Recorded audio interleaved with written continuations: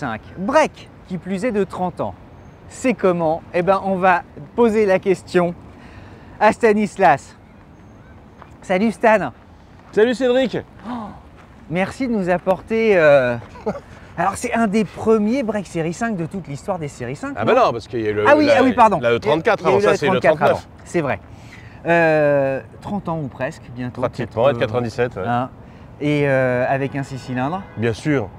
Il faut savoir que cette série 5 n'a existé qu'en 6 cylindres ou V8 en essence. Il y a eu un 4 cylindres diesel, c'est tout. Pourquoi cette voiture? Parce que j'en avais besoin.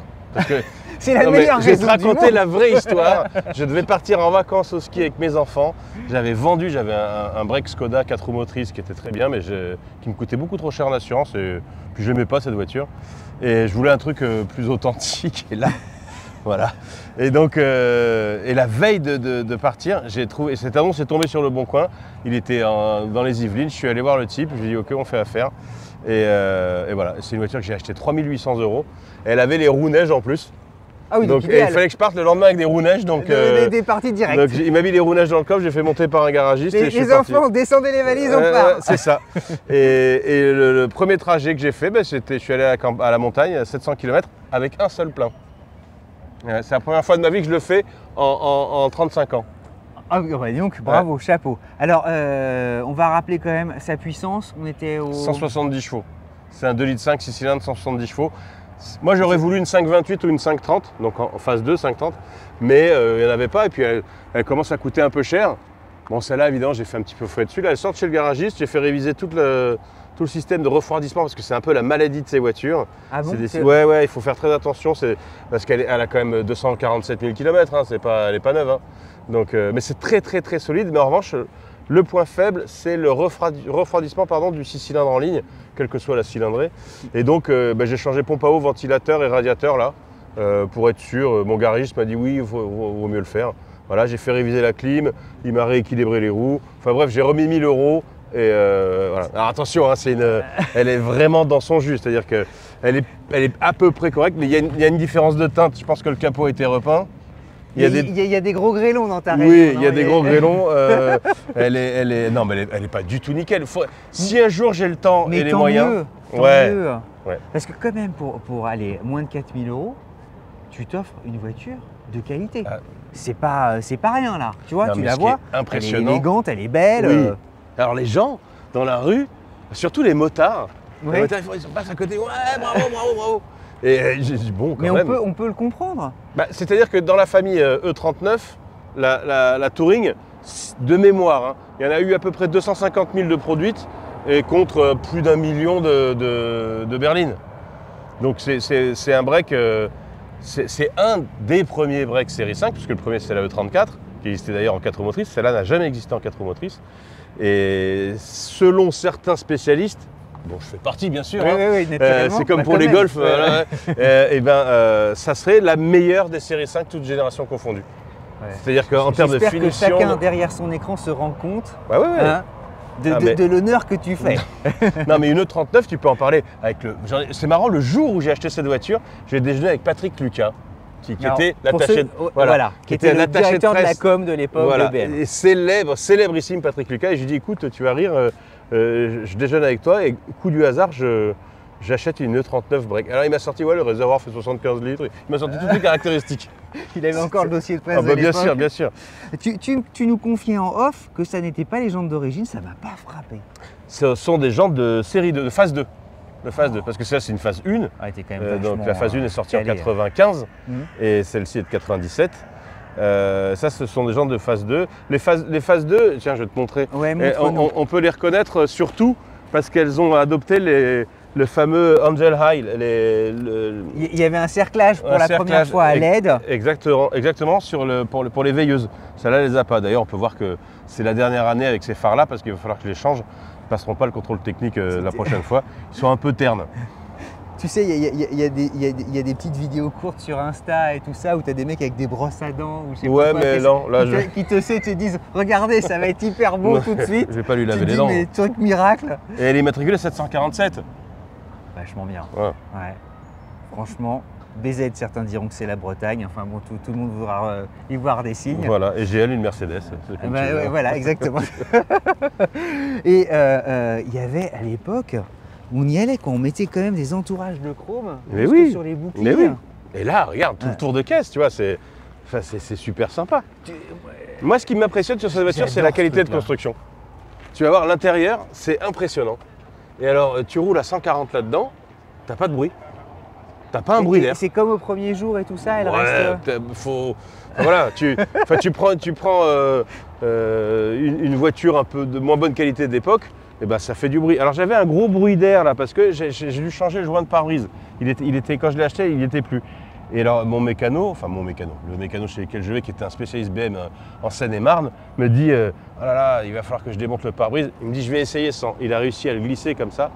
Et ce qui est plutôt pas mal parce que sinon ça coûte beaucoup en main d'œuvre. En parlant des pneus, un mot quand même de nos sponsors. Tu m'accordes 1 minute. Si tu veux, mais moi j'ai pas des bons pneus. Oui, ben justement. Allo Pneus, le numéro 1 de la vente de pneumatiques en France, plus de des centaines de milliers de ventes justement de pneus tous les ans, des centaines de milliers de clients justement qui passent commande. En 24-48 heures, tu peux même être livré chez toi. On peut même venir te les monter, figure-toi. Mais Allo Pneus, je suis un client. Voilà, écoute, comme beaucoup en fait. Bah oui. Et naturellement, tu dois être, j'imagine, un client satisfait, puisqu'en plus, ils ont, figure-toi, une note de 4,6 sur 5. Ah, très bien. Ce qui est quand même chouette. Ouais. Et il y a 40 000 personnes qui ont participé justement à cette enquête. Tu me vois venir. D'ailleurs, voilà, je te donne l'astuce. Le code sans borne, 5% de réduction. D'accord. C'est pas rien. Hein. Voilà, hop, ça y est, t'as tes nouveaux pneus. Bah, c'est bien. Merci Allo Pneus. Merci Allo Pneus. Non mais sans blague, nous on est clients et évidemment, non, mais c'est super, Allo Pneus. Sans Allo Pneus, eh bien, on serait tous différents, c'est sans borne. On prend le volant. Mais bien sûr.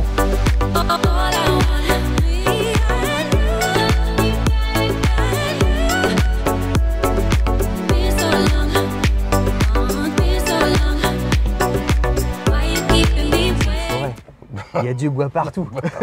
C'est une Pack luxe. Hein, c'est super. Ça tourne là ou pas? Oui, ça tourne, bien sûr. Ouais. Tu sais, nous on démarre vite. Hein. Alors je peux te dire ce que j'aime. Moi, je suis un BMiste. Hein.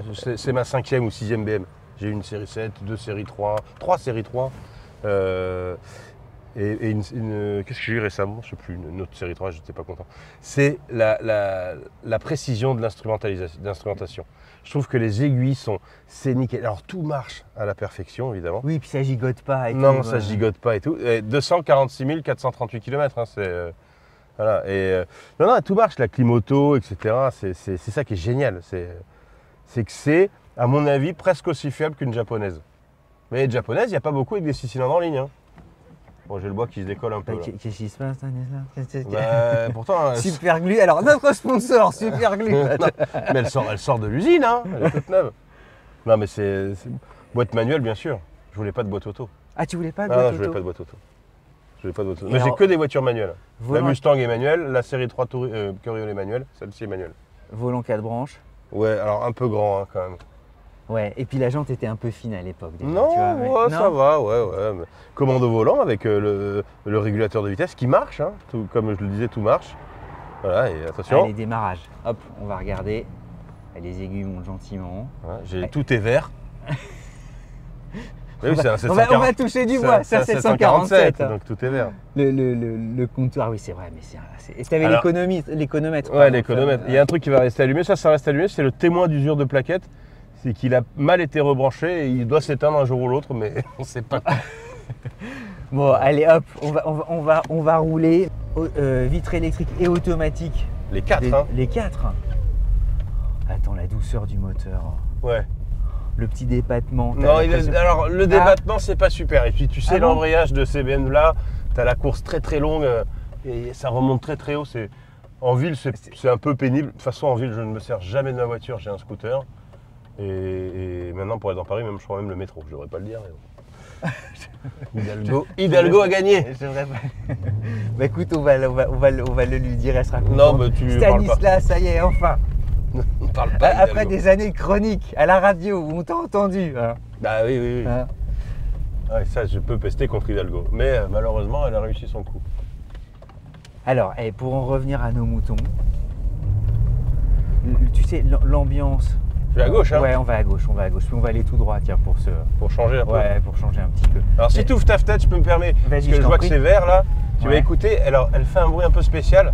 C'est pas que j'ai mis un kit, je sais pas quoi, c'est que elle a l'échappement percé. Elle fait un bruit d'M3 un peu. Mais une M3 avec la moitié de puissance, quoi. Non mais c'est surtout qu'elle a un velouté, ce 6 cylindres là. Ouais, c'est super. C'est quand même un truc extraordinaire. Et puis c'est le moteur BM par excellence, t'es content quant à ça. C'est super. Alors moi j'aurais aimé, comme je le disais, une plus grosse, 528 ou 530. Mais alors j'en ai peut-être une je vais peut-être vendre celle-là. Que tu lorgnes d'un œil. J'en ai trouvé une autre, mais je viens de l'acheter, donc je peux pas non plus pas changer de voiture toutes les 3 semaines, même si ça m'est déjà arrivé. Mais... Qu'est-ce que tu apprécies vraiment dans cette voiture? Tu vois, tu te dis... Je vais tout droit, pardon. Ouais, vas-y, va tout droit, on va changer un petit peu pour profiter du 6. Ce que j'apprécie vraiment, c'est l'habitabilité, la taille du coffre, la qualité de la finition, le confort, que c'est hyper fiable, que j'ai un type pour l'entretenir qui est fabuleux, qui me prend... de toute façon, chez BMW, ils les prennent même plus, ces voitures, hein, donc voilà. Et que je trouve ça assez élégant. Et que j'ai roulé des voitures pseudo-modernes, des Octavia, des trucs comme ça, une série 3 E91, donc qui est la série 3 break relativement récente, était de 2006 ou 2007, je sais plus, quelque chose comme ça. J'en ai eu des voitures, puis comme tu le sais, j'en ai essayé plein quand j'étais à Automoto. Et moi, ce qui me fait marrer maintenant, c'est de rouler un peu dans ces Youngtimer, parce que je considère, surtout avec l'arrivée de l'électrique, de l'hybridation, etc., que les meilleures voitures ont été construites dans les années 90, 2000, 2005. Ah oui, pour toi, c'est les voitures qui sont... Après 2005, plus rien n'existe. Oui, si. Mais ce sont des voitures qui sont utilisables au quotidien, fiables. Il n'y a pas trop d'électronique, même si ça commence avec le multiplexage, etc. et tout. Il y a la clim, c'est relativement safe. Bon, évidemment, ça n'a pas la sécurité d'une série 5 actuelle, en termes de crash test et tout. Mais bon, il y a quand même 4 airbags. 4 airbags, ce qui est énorme. Je ne savais même pas qu'il y en avait dans les portières. Je viens de m'apercevoir. Mais bon, le but, c'est quand même de ne pas les déclencher. Donc, mais en impression générale, c'est pas une vieille automobile. Non, alors qu'elle va avoir 30 ans. Enfin, elle a même 30 ans, puisque la série 5 est sortie en 95. Donc ça veut dire qu'elle a été développée à la fin des années 80. Tu sais, quand nous, on a justement 25 ans, quand on montait dans une voiture qui avait 30 ans, on sentait qu'elle avait 30 ans. Eh oui, mais quand on avait 25 super ans, ancien. Non mais tu vois ce que je veux dire. C'était il y a longtemps. Fallait échanger vite. Bien sûr. Tu vois, à 10 ans, une caisse, elle était vieille, quoi. C'était un truc, tu sais, putain... t'as toujours des voitures. Je crois que tu as eu un père qui a eu la chance d'avoir de très belles voitures et de les changer un peu régulièrement. Non, pas trop. Sa dernière, c'était une Ford Mondeo, tu vois. C'était une Ford Mondeo? Ouais. Mais qu'est-ce qui s'est passé? Il voulait un break pour mettre son chien et il a eu une 607 qui était pas mal. Non, il a eu une 405 MI16, il a eu une Saab 900 V6, il a eu une... Ah oui, il a quand même eu des sacrées voitures. Ouais, c'est pas non plus des trucs incroyables. Une 405 MI16 quand on 405 MI16, c'était formidable. Quand on était jeune, ah bah ouais. T'étais content. Hein. Elle avait le cuir et le bois, elle était superbe. Caisse de fou. Mais il aimait pas les BM, il aimait pas les Mercedes. Et mon frère et moi, mais c'était très très cher par rapport aux Françaises. Hein. Ouais, on a oublié. Hein, mais d'ailleurs, c'est toujours très cher par rapport à l'âge qu'elle a. 4 000 € une voiture qui a 30 ans, bon, mais au moins tout marche. Voilà. Ça consomme beaucoup ou pas? Rien du tout. C'est encore au nominal d'il y a 30 ans. Ouais, c'est, tu vois, 10 litres d'eau alors que là, je fais un peu de ville. 480 km avec le plein, il me reste presque 20 litres. Donc, non, tu fais 700 km avec le plein. C'est formidable. Bon, il y a des gros réservoirs. Hein. Et en performance, ça faisait quoi? Ça faisait un 0 à 100 en 9 secondes et des poussières, un truc dans ce goût-là? 10 à peu près, mais c'est pas un avion. Hein. Mais bon, ça marche convenablement, t'es content? Ça marche suffisamment. Alors comme c'est une boîte 5 qui tire long, il faut toujours revenir sur autoroute. Par exemple, quand tu fais Paris-Lyon, tu remets un coup de 4 dans le Morvan. Tu vois, pour passer le Morvan. Oui, parce que je veux être devant, moi, toujours. Je veux jamais être derrière. Ah oui. Et avec celle-là, je suis souvent derrière. Non, mais j'adore, c'est que ça devient un vrai Youngtimer. Ah, mais c'est complètement ça. Alors qu'il y a 10 ans, on les délaissait un peu.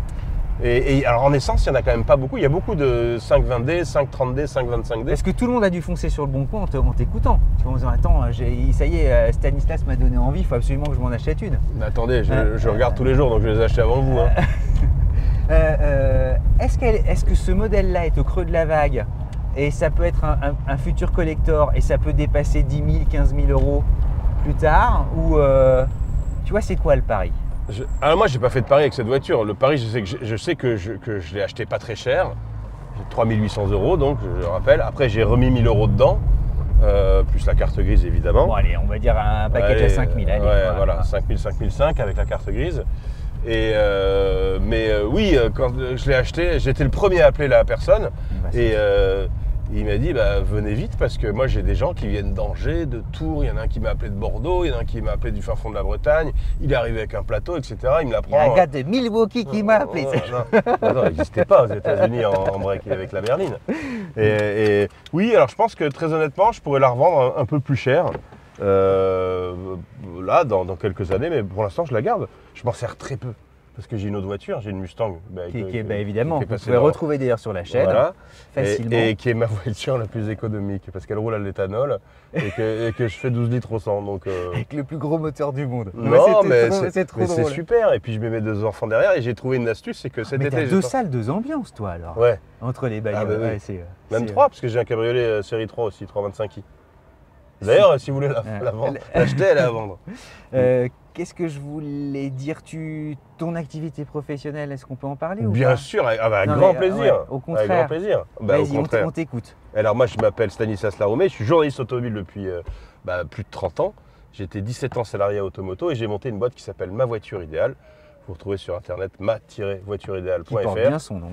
Et qui fait du conseil en achat automobile, c'est-à-dire que je conseille, cherche, trouve, négocie et livre des voitures pour les gens. Demain, je pars à Bordeaux chercher un Dacia Duster que j'emmène en Corse pour des clients. Donc, sacrée aventure alors là. Ouais. Et la semaine dernière, je suis allé chercher un Dacia Duster, encore un autre, qui est aussi parti en Corse, mais c'est pas moi qui l'ai emmené. Donc tu confirmes que Dacia, les gens en veulent et que le Duster, ça fait un malheur. C'est top.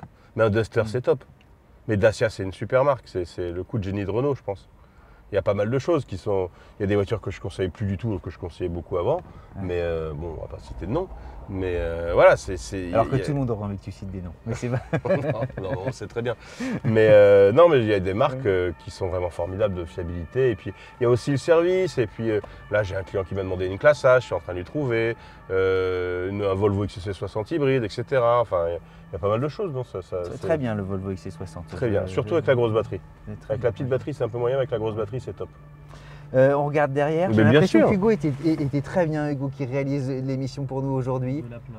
Et alors les cuirs, attends, mais les cuirs n'ont pas bougé. Non, mais je pense que comme c'est une deuxième main, je pense que le premier propriétaire l'a vraiment bien entretenu. Parce que en plus, j'ai un carnet d'entretien partiellement rempli, des factures de chez BMW, etc. Et mon mécano, le mécano chez lequel je vais, me dit, elle est très saine ta voiture. Elle a presque 30 ans, elle est très saine. Ouais, écoute, c'est génial. Et puis il les adore. Quand j'arrive avec, il me dit, t'as acheté la meilleure des séries 5. Donc non seulement les spécialistes, journalistes le disent, mais aussi même les garagistes. Donc, même ceux qui les entretiennent et qui permettent de rouler. T'as un très grand coffre, non? Ouais. On regarde ça. Alors attends, parce qu'il il a rajouté un truc, ça se ferme en roulant. Et c'était d'origine à l'époque? Non, pas du tout. Alors je suis désolé, hein, il est un peu sale, mais… Non, mais là c'est un très très grand coffre, ça faisait quoi? Ça faisait 500 litres à l'époque? Plus, ça doit faire 600. Ce qui était dingue. Ouais. Et avec déjà un petit cache… Et là tu as le… Ah, il y a une vraie roue de secours. Vraie roue de secours et tout.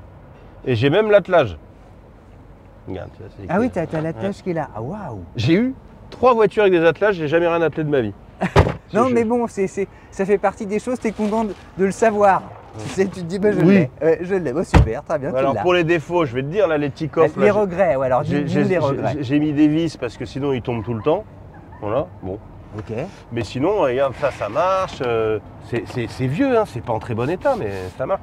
J'ai même le filet là, tu sais, quand tu charges jusqu'au toit. Oui, pour éviter que ça aille devant. Et alors, j'ai trouvé aussi, c'est que le cache-bagage, il se fixe, je vais te montrer, tu vas voir, à l'arrière, sous la banquette. Ah bon? Oui. Ah oui, donc ils avaient tout prévu. Tu vois? Ça restait pas au garage, quoi. Non, tu as des petites encoches là. Ok. Et tu as des encoches là aussi pour fixer ton système de maintien d'arrêt de charge là. Si jamais quand tu rabats les banquettes et que tu charges jusqu'au toit. C'est un Vraie voiture de déménageur. intelligent. Mais c'était BMW à la base, c'est quand même pas des concepteurs de voitures hyper pratiques. Non. À l'origine. Et ben depuis qu'ils ont fait des breaks, et ben ils font des voitures hyper intelligentes. Fermeture électrique. Oui, non mais assistance. Sur la phase 2, tu avais le haillon électrique. On jette un coup d'œil aussi cylindre. Bien sûr. Hein. Voilà, il y a de la place encore. Parce que cette version a quand même existé avec enfin pas en break, si peut-être sur certains marchés, avec un V8M de 400 chevaux. Boîte manuelle. Tu avais donc le 523, 528 520, 150 chevaux. Ok. Qui a fait après, en phase 1, tu avais 520, 523, 528, 530D, et après il y a eu la 520D. Et sinon, après, il a aussi existé avec le 8 cylindres, donc ouais, en 530 535, 540 et M5. Waouh. Et le Graal, c'est pour moi. Hein, la baguette magique, ouais, tu te prends quoi? C'est une Touring 540 phase 2, boîte manuelle 6. Bon, c'est introuvable. Hein. C'est ah oui, ouais. Même si et là, on pour cherche... le coup, tu parlais des 15 000 €. Là, on y est largement. Ok. Largement. Avec en plus un pack individuel avec les super options et tout. Et tout qui va bien, était le roi du monde. Mais c'est introuvable. Introuvable. Stanislas, merci beaucoup. Mais de rien, c'est moi qui te remercie. Tu nous as fait rêver avec une voiture de 30 ans qui est rare. Alors si vous en cherchez une, comme c'est mon métier, je peux peut-être vous la trouver. Eh ben voilà. Hein. Après avoir feuilleté le bon coin, tapé, de regarder tout ça, la voiture idéale. Si vous aussi, comme Stanislas, vous avez envie de nous faire partager votre histoire d'automobile, toutes les voitures sont les bienvenues. Vous prenez évidemment contact avec nous sur Instagram. Et puis qui sait, le bonheur, la joie de venir comme Stanislas nous présenter votre voiture. À bientôt les amis.